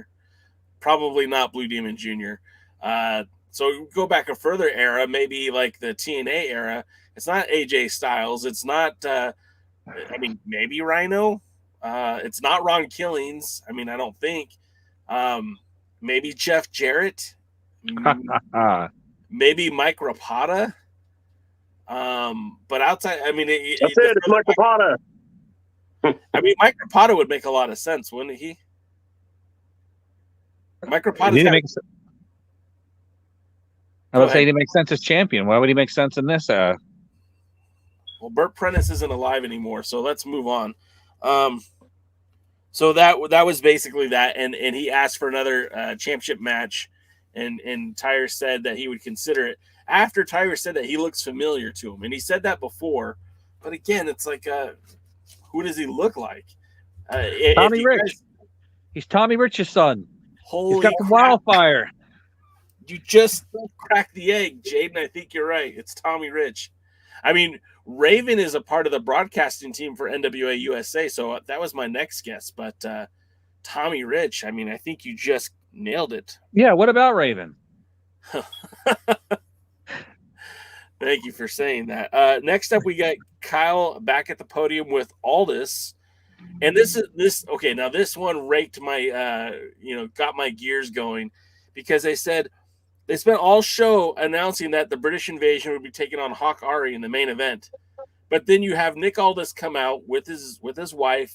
They're a house of winners, they're a house of champions, and he says that he had enough of being world champion. Now he wants to be tag team champion. When he wants a world champion, he'll go back and get it. But in the meantime, he brings out his old pal from the British Invasion, Doug Williams. And again, this is like teased like this big thing, but it really isn't. And the weird thing about it is, this is another TNA retread. We've already seen this from TNA, and now TNA stories are continuity in the NWA. It just doesn't make sense to me. It's the NWA Cinematic Universe right now. It's just, unfortunately, instead of booked like the Marvel Cinematic Universe, it's more like booked like the DC Cinematic Universe. So that's why it makes it. That's how you have to think about it. And you know what? I do like Doug Williams. He's awesome. Yeah, I actually kind of like him teaming up with Aldis, because they can be a really good tag team. He's a very good wrestler, and so that might be something. But again, you have to pay attention to what's on with TNA, and pay attention to what's Ring of Honor, and pay attention what's on AEW to have any idea what's going on in NWA. And I'll be honest, I like Doug Williams too. I like the pairing. I'm fine with all of that. I don't like the way it was presented as like, hey, let's ask him if he wants to do this, when they've been billing it the entire show. And then the other part I don't like about it is everyone's so excited. Oh, we got the British Invasion again. But again, like you said, if I'm tuning into the NWA, and I'll be honest, I didn't watch the British Invasion. I didn't watch Impact Wrestling back then. My introduction to Magnus was the tail end of his run in the Ring Ka King and Impact. So I didn't see the British invasion when it first happened. So this was all new to me. So when I see the British invasion as an NWA fan, as someone who's followed that brand for the last 30 years extremely close, this was fresh to me. So the way they treated it as like this was like an NWA thing. I wish. How could you differentiate that? Was it at least NWA TNA then? No. This was completely devoid of the NWA. It had no connection at that point. Remember, the NWA and the Impact ended their relations in 2007. I think this tag team came to the United States in probably 2008, 2009. Then it really has no association with the NWA. The AEW does the same thing. They assume that the core audience, which is probably true, knows everything that's going on. The problem is they don't know how to build beyond the core audience. The NWA's core audience is even smaller. So, yes, they may know what's going on with AEW and Impact and Ring of Honor and all the other stuff, but they have to start promoting to people who don't know who these people are and get them on board. That's how you have to do it. At least maybe a package. If you're friends with Impact, maybe show a package of what happened. Understand some videos, some photos from Pro Wrestling Illustrated. Do something to make it seem and give it a reason to happen and explain it. You just can't assume everybody knows, because the people that do know are already there. It's not the object to keep the ones that are there. It's the ones that get new ones. The objects to get new fans. And real quick, British Invasion had their first match in Impact against it was a 2-on-1 handicap match against Homicide in Universal Studios, Orlando, Florida, April 22nd, 2009. So the NWA had been separated from Impact for almost 2 years at that point. Just throwing it out there. Yeah. Our good friend Pole Jump just said you have to assume that the audience has no idea who anyone is, and I agree. Yeah, I mean, it's not like they just need to book names all of a sudden and then people are going to come, right, Pole Jump?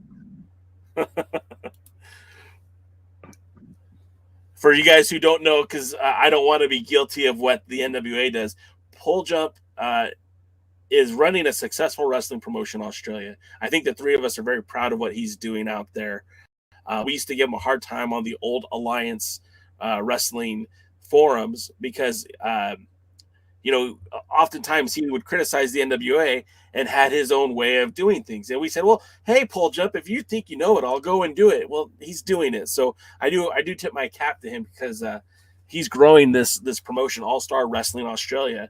And I'm proud of him. I don't know if you guys are, but I'm very proud of the work that he's doing out there. But I don't want to be guilty of what the NWA is doing and not talk about it.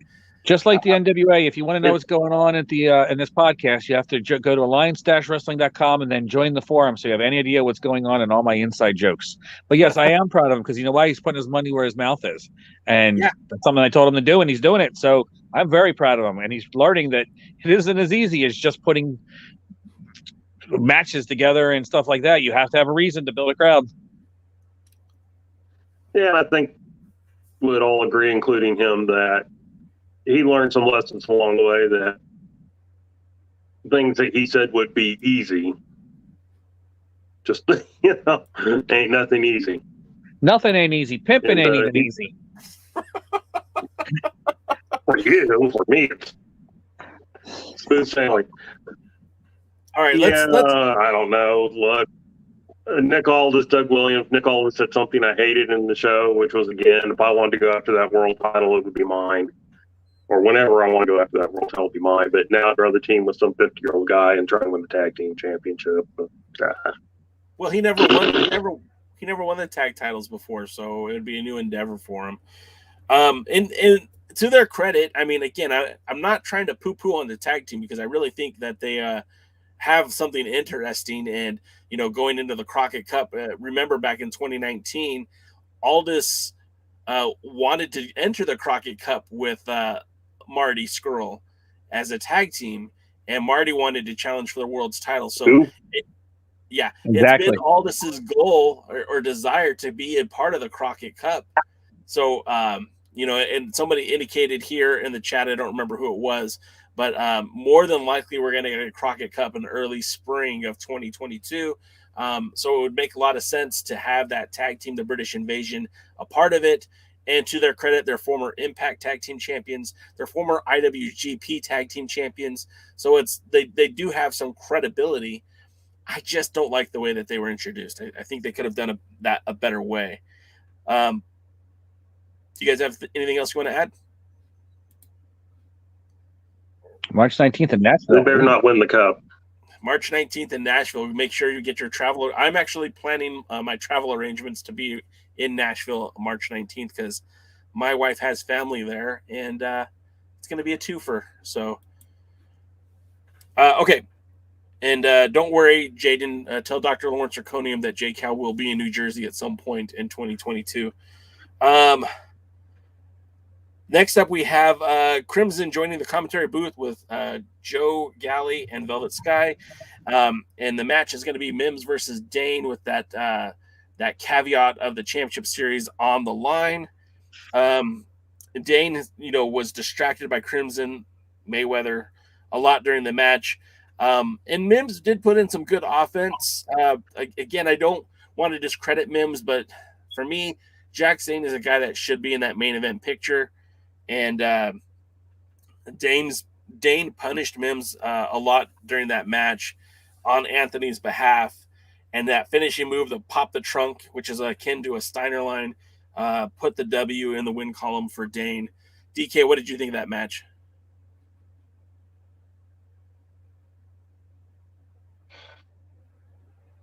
The match was fine. Big men doing big men things. The psychology and putting behind it sucked. First of all, one of Dane's supposed conditions or desires or request was for Mayweather not to be out there, Merriweather, whatever his name is. And of course, he wasn't there ringside, but he was there one step from ringside in the commentary booth. And like, well, we can't ban him from the booth. It's like, well, I probably should if he's not supposed to be out there, but let's not be logical. Let's not make sense. Let's not do anything like that. Okay, so now let's get back to Dane and Mims. So Mims got a pretty good victory over Dane. So, this is your chance to build Mims, right? This is your chance to get him going and get him ready for maybe becoming a legitimate challenger to the TV title or a legitimate challenger to the national title. No, he gets beat up. So now Mims is right back where he was beforehand, maybe even lower. In a wrestling term, it's known as really cutting your legs off, and that's what they did. They cut his legs off.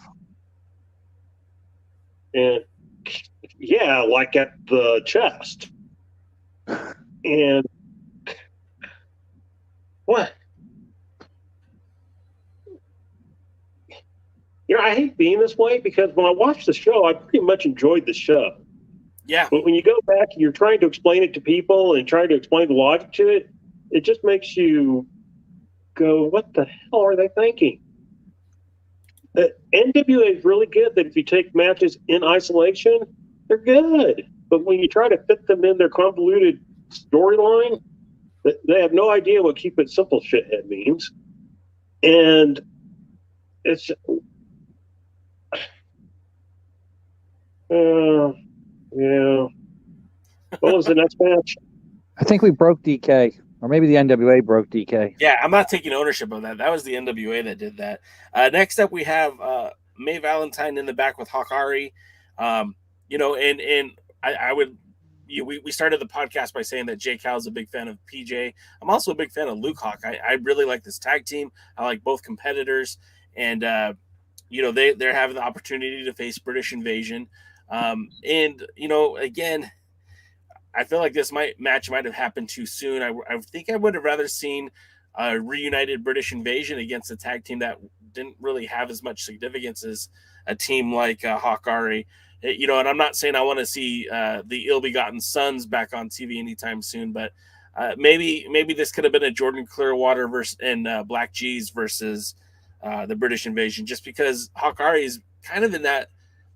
Hawkeye to me is a lot like the end, that you only have a little bit more use out of them, and then they're not going to be a viable tag team anymore, because you start looking at the end and how they have lost so many big time matches. Well, then you've got the same thing with Hawkeye, where they keep getting close, and then it just never happens. So then they lose to the British Empire, but it was a very competitive match. Oh, I'm jumped ahead there. Excuse me. Sorry, guys. They're excited to face British Invasion.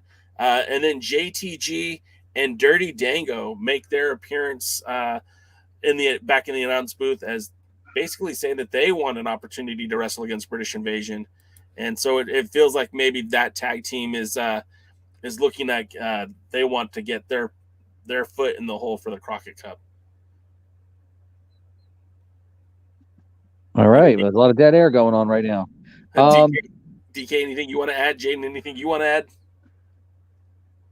DK? I think the thing that I want to add here is that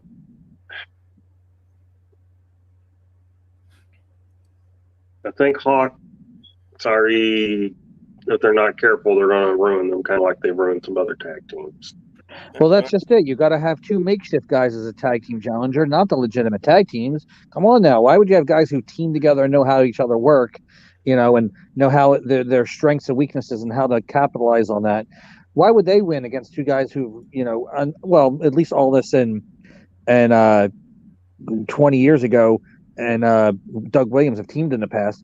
But sure, they would probably lose against guys who've never teamed together and don't know how to be a tag team and don't have any tag team maneuvers or anything like that. Of course, that's logical wrestling, right? Sure. Sarcasm, by the way, in case my tone wasn't apparent. Next. Matthew Underwood said something real quick. The Hardy Boys could be there too with regards to the Crockett Cup. I mean, just a couple people in the chat have said FTR should be there. Maybe. And Jeff was just released out of his WWE contract today. We should also point out that while we're talking about other wrestling promotions, Bandito won't be at the Ring of Honor final battle this weekend. So they're going to crown a new Ring of Honor World Champion to end the show as it goes on hiatus for the next few months. But maybe we'll talk about a little bit about that next week, because I'm sure that will have some NWA implications.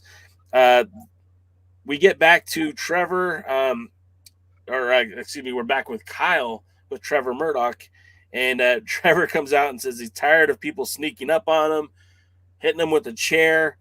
That's to what DK said earlier, like the last two pay-per-views, last two big events for the NWA, Trevor's been laid out in the middle of the ring post-show. And then we get Aaron Stevens back with the eyeliner, with the robe, basically in that heel persona that he's finally cracked, that his good friend Kratos has finally brought him back to the other Aaron. This should have been done in the ring, not in a promo. Certainly not interrupting the world's heavyweight champion. What do you have to add to that? Anything? Are they making him a challenger? I mean, it wouldn't be a bad match. They have their history over the national title. Of course, Murdoch beat Stevens for the national title. This has potential to go somewhere good, but it's a sub-story to the Outsiders. And I'm not talking about Hall and Nash. Yeah. Hey, yo. And oozing machismo. And I looked at. I don't know. It's just,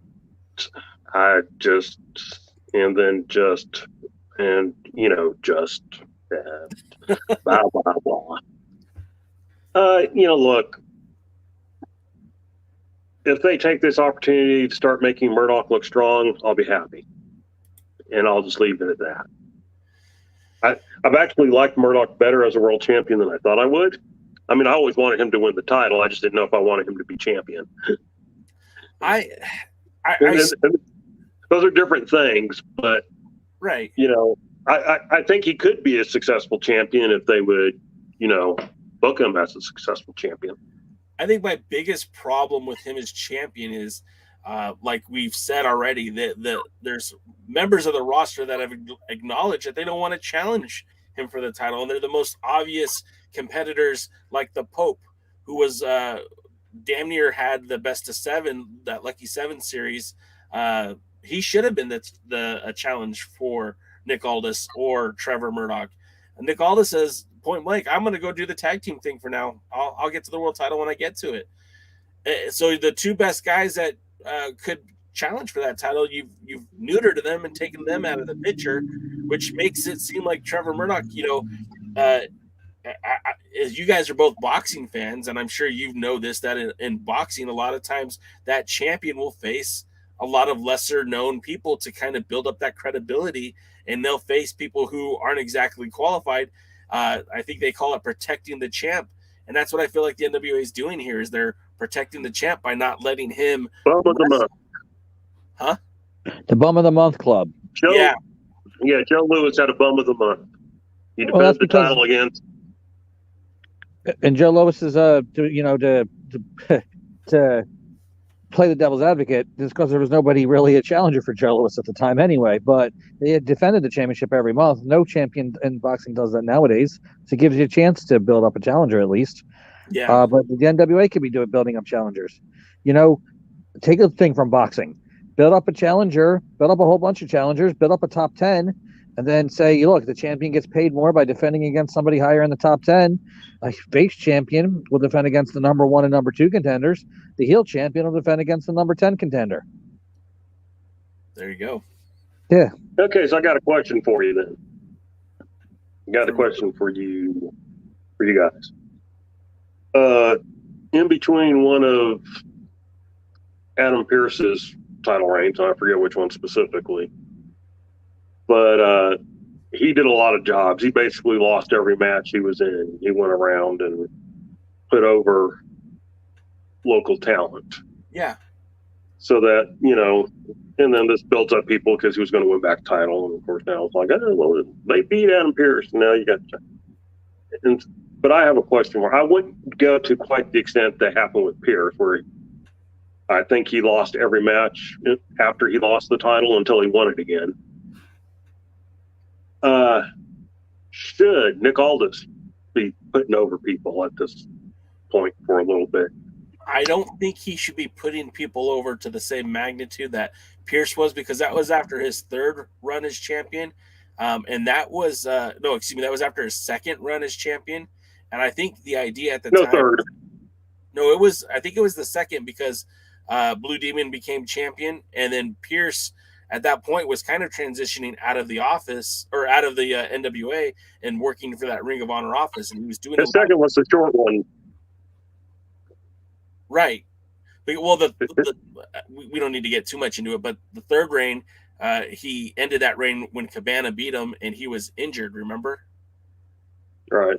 He didn't really defend the title. He didn't go on a losing streak after that, and there wasn't enough time between the 4th and 5th reign for him to do anything like that. So I think it was after the 2nd run. But the 2nd was just he won it from what's his name? Albright, and then lost it to Blue Demon like a month later. Yeah. And then went around and did the job, I think. I could be wrong. Anyways, yes, I think Aldis should be putting guys over. And if he were to put over somebody like Tom Latimer, if Tom Latimer won that match at Hard Times, aren't we talking about Tom Latimer as being a potential challenge for the 10 pounds of gold? Yeah, and you know who should be putting over? Whoever the next guy in line for the championship is. The guy that they want to be next champion, that's who we should be putting over. Well, see, they probably want him for next champion. That's the problem. Well, yeah. Well, I didn't say that was something they were going to do. I'm just saying that's what they should be doing.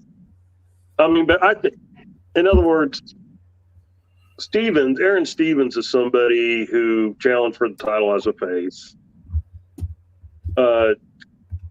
Could you put them in the ring together, have Stevens get some kind of victory? It doesn't have to be the cleanest of victories, but it doesn't have to be a total screw job either. And then that propels him to a match with Murdoch. Yep. Yeah, But, if they were building up as... If Go they were ahead. building up Stevens as the credible challenger, yeah. If they're just building up Stevens to lose to Murdoch, in a match that doesn't matter, And so, then even no. DK, are you there? You're frozen. Let it snow, let it snow. Oh, wrong person. Jeez. DK, are you there? You're kind of frozen there for a minute. Oh, good. I thought it was just me. It is just you. Yeah. Hello? Can you hear Can us? you see me? Hear me? We can kind of hear you, but Jay? you're frozen. Jay. We'll start calling you Elsa. All right. So let's, I know that DK had that question, and I'd like to get to it, but he's apparently frozen, and we still have a show to do. So while we wait for DK, maybe he can become unfrozen. Somebody thaw DK out, please. Yeah, thaw him out. The main event. Oh, he's back. I don't know what happened, but I got out and came back in. Well, glad to have Can you you hear here. me? Yeah, so let's go back to what you were saying because everything that you said was frozen and we didn't hear what you said. So, Well, basically, I just said, if you're wanting to make Stevens a credible challenger, then shouldn't he, shouldn't that be somebody that could maybe get a win over all this? And then I was really kind of getting back to the disappointment in the match at the pay-per-view is that it wasn't a grudge match. It wasn't a, kick the other's ass match. There was that stipulation about possible 8-week suspension if they got disqualified. Pretty clean match with a pretty clean finish, and it's over. Notice there's no talk right now about it. Those two again.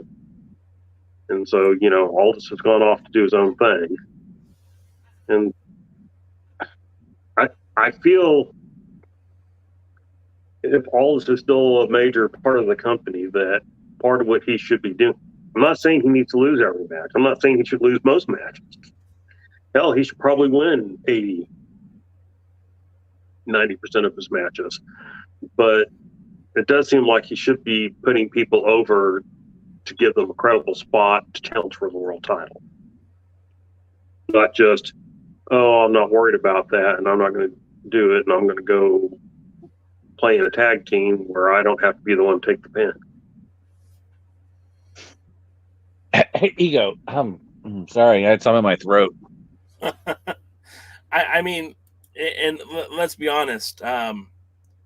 All this is kind of sidestepping doing that time-honored tradition.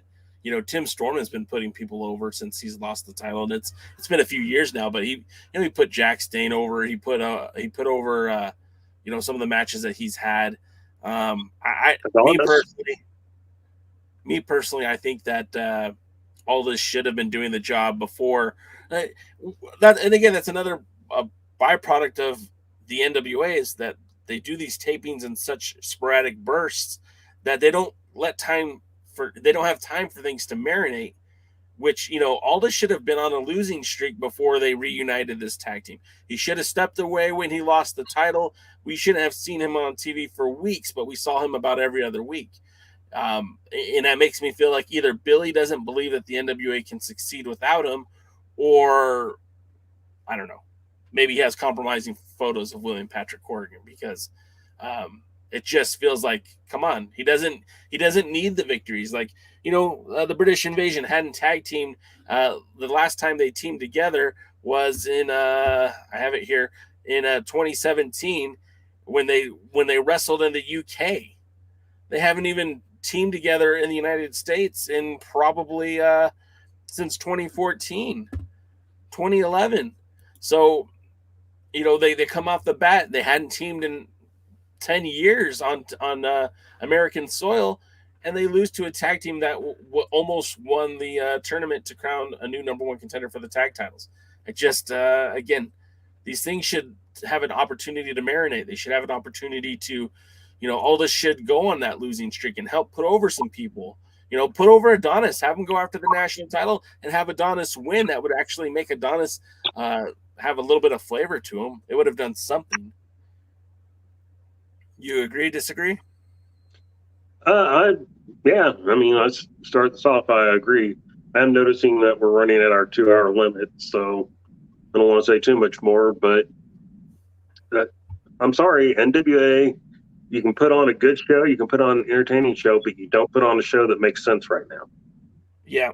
And the main event, Hawkeye versus British Invasion, the ambassador of British wrestling, the national treasure. It was a good tag team match. I mean, it was a good match. I was very happy with it. Doug Williams is great. I've never said anything bad about Aldis in the ring. He's a phenomenal athlete. It's a big victory for the new tag team. It came at the expense of Hawkeye, which is unfortunate. But in the end, at some point, I'm sure Hawkeye will get that back, or maybe they take a break from teaming together and pursue that junior heavyweight that Joe Galley kept talking about. But I don't want to keep us much longer either, because it is 2 hours in, and I know on the East Coast it's getting late, and I do want to say thanks to everyone for tuning in tonight, and we do appreciate you guys being here. Jaden, we appreciate you filling in that third seat. Of course, Jaden is one of the original Alliance guys, so it's always a blast when he's here with us. I was actually the second Alliance guy. DK is the third. Right. Absolutely. I just meant the original three of us. Dave Scooby said Williams can still go for a guy who's almost 50. I mean, his wrestling style, it really does lend itself to sustainability. He's not out there doing crazy dives and flips. Jaden, what do you have to plug before we go? Absolutely nothing, really. I mean, unless you want to go all the way to February, where the next Dog event is Saturday night, February 26th at the Max Fit Sports Center, located at 240 Delsey Drive South in beautiful uptown Glassboro, New Jersey. The main event is going to be Dangerous Adrenaline Wrestling Gladiators heavyweight champion Ray Jazz defending against the guy who's never lost it, the former champion Breaker Morant. But unless you want to go that far, I have really nothing to promote. DK, what do you have to promote? What's happening with IWHE? IWHG, I don't even know who they are. For the fans that don't know, IHWE. Oh, sorry.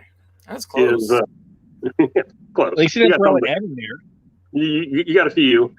They're going to be, after taking a couple of year hiatus, they're going to be making a comeback in Fort Worth, Texas on WrestleMania weekend. So I believe there's going to start being some big announcements made in January, so stay tuned and we'll tell you all about them. I have nothing to plug except for the YouTube channel. We are getting ever so close to that 1,000 subscriber mark. Now, when we hit 1,000, our good friend at NWA Gold is going to be giving away a replica championship of the Crown title, the NWA Crown Championship. And that Crown title is the replica of the championship that Harley Race held, that Gene Kaninsky held, that Jack Briscoe held. And it's a phenomenal looking championship belt. If Dory Funk Jr. too, I don't want to leave him out. If I had the opportunity, I would take that belt for myself. But unfortunately, me and the rest of the Alliance guys don't qualify for that, nor do our family members or close personal friends. But you, real quick, I'm quitting the Alliance guys right now so I can win it. Okay, so. But you guys here in the chat, you guys who are subscribed to the channel, you do qualify. So make sure that you are subscribed to the channel, like, follow, subscribe, all that good stuff. We also put this podcast up on all podcasting services, and that's Amazon, Apple, Spotify. We're also now on Stitcher, so you can hear us just about anywhere you listen to podcasts. If you really like this channel and you really want to help support it, again, hit that subscribe button. If you want to support it financially, you can get cool hats like this or T-shirts that bear the same logo at our merch store, and that merch link is in the description of the video. But that's going to do it for us this week, gentlemen. I do appreciate you being here, and everyone in the chat, thank you guys so much. We will be back here next Thursday, even though I'll be in Colorado. We'll still be doing this live. Yeah, it'll be high time for that show right here. All righty. And until next time, ladies and gentlemen, we are the Alliance, and we will see you at the matches. Thanks again for tuning in to the Alliance Blog Podcast, a presentation of Alliance-Wrestling.com. We genuinely appreciate your support.